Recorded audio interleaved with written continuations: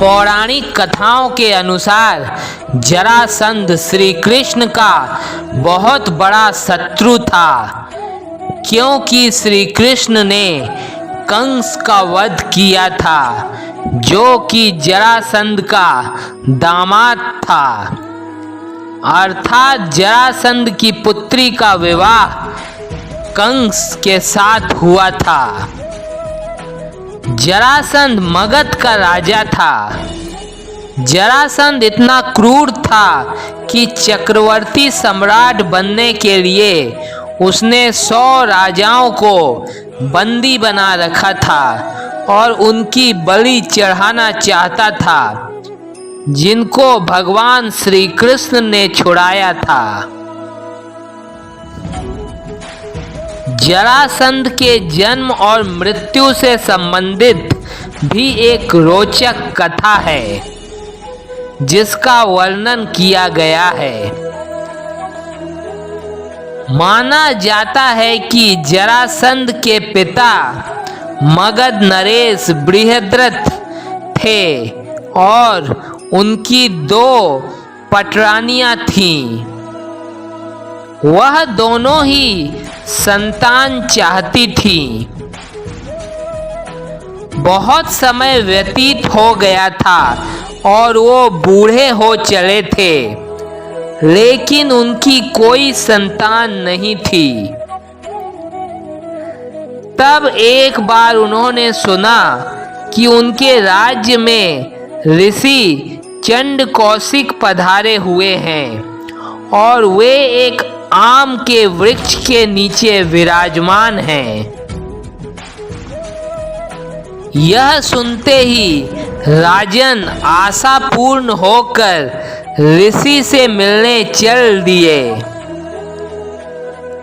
ऋषि के पास पहुंचकर उन्होंने ऋषि को अपना दुख कह सुनाया।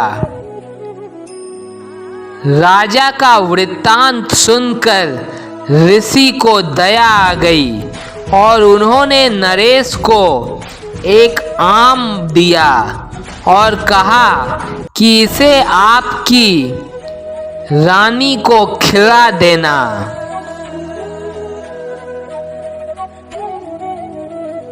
लेकिन चूंकि उनकी 2 पत्नियां थीं और वे दोनों ही से एक समान प्रेम करते थे, इसलिए उन्होंने उस आम के बराबर 2 टुकड़े करके अपनी दोनों रानियों को खिला दिया।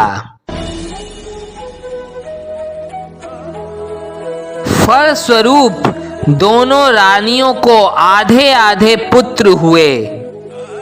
भय के मारे उन्होंने उन दोनों टुकड़ों को वन में फेंकवा दिया। तभी वहां से जरा नाम की एक राक्षसी गुजर रही थी, जो मायावी विद्या में पारंगत थी।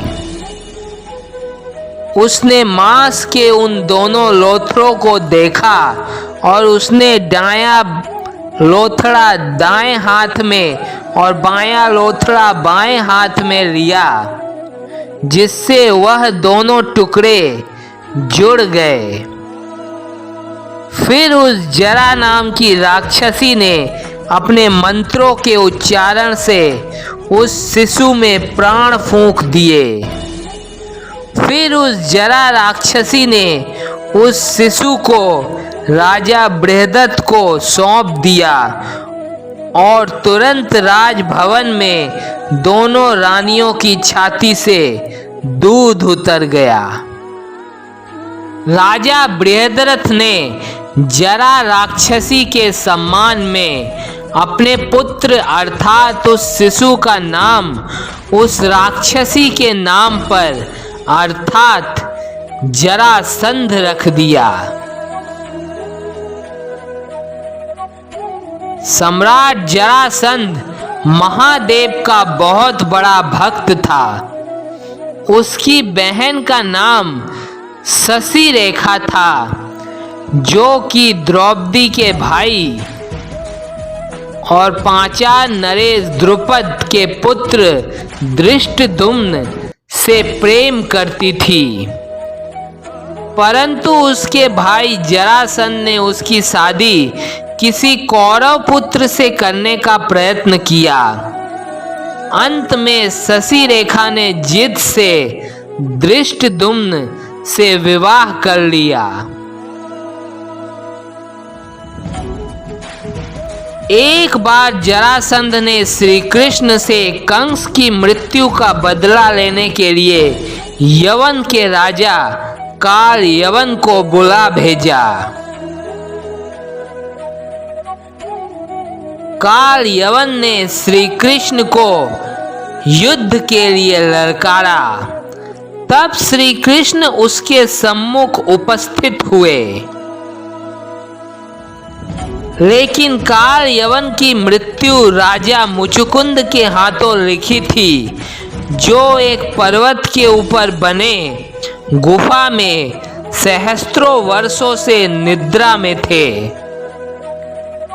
देवासुर संग्राम में देवताओं का साथ देने के बाद वे इतना थक चुके थे कि उन्होंने वरदान में अपने लिए निद्रा मांगी और यह कहा कि जो भी उन्हें असमय नींद से जगाने का प्रयास करेगा वह उसकी आंखों के सामने से निकलने वाली ज्वाला में जलकर भस्म हो जाएगा।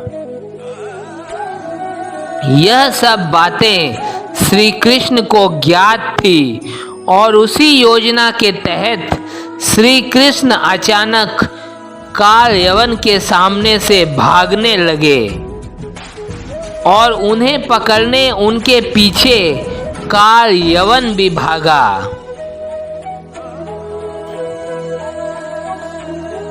काल यवन उसी गुफा में पहुंच गया जहां राजा मुचुकुंद सो रहे थे। राजा मुचुकुंद को देखकर काल यवन ने सोचा कि श्री कृष्ण छुपकर सोने का नाटक कर रहे हैं।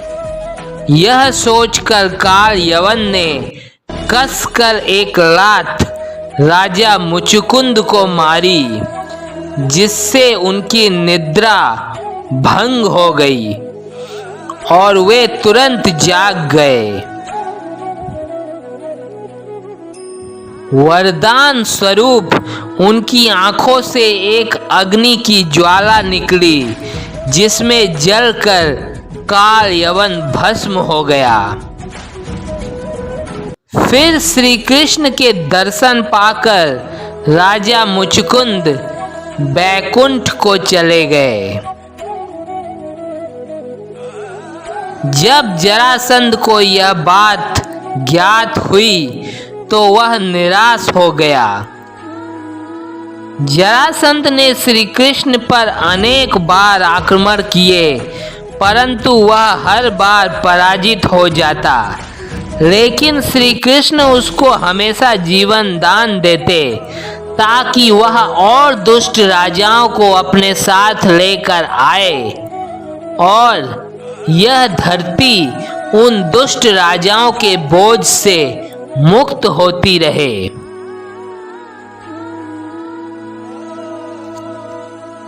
अंत में श्री कृष्ण ने पूरे मथुरा वासियों को द्वारिका नामक नगर बसाकर वहां ले गए, जिसकी खबर जरासंध को ना लगी।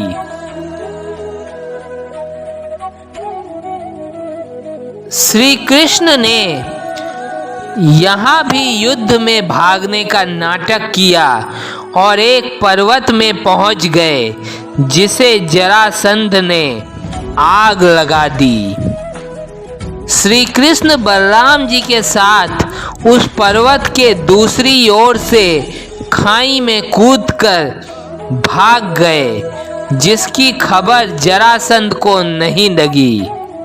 वह समझता रहा कि श्री कृष्ण की मृत्यु उस आग में जलकर हो गई।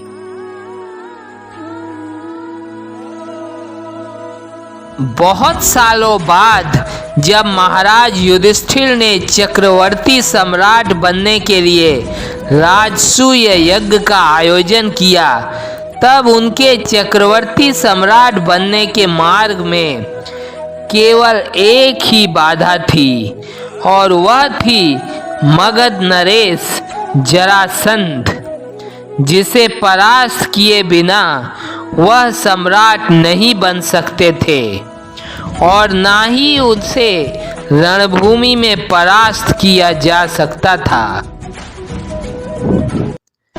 इस समस्या का समाधान करने के लिए श्री कृष्ण भीमसेन और अर्जुन के साथ ब्राह्मणों का वेश बनाकर मगध की ओर रवाना हो गए।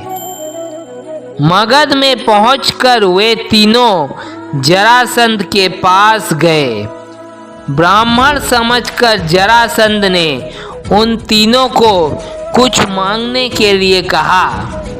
तब भगवान श्री कृष्ण ने ब्राह्मण के रूप में बोला कि हम चाहते हैं कि आप हम में से किसी एक के साथ मल्ल युद्ध करें।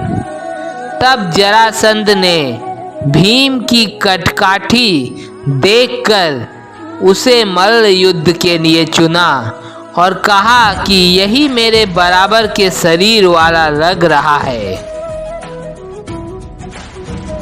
फिर जरासंध और भीम का मल्ल युद्ध प्रारंभ हो गया। दोनों के बीच कांटे की टक्कर थी।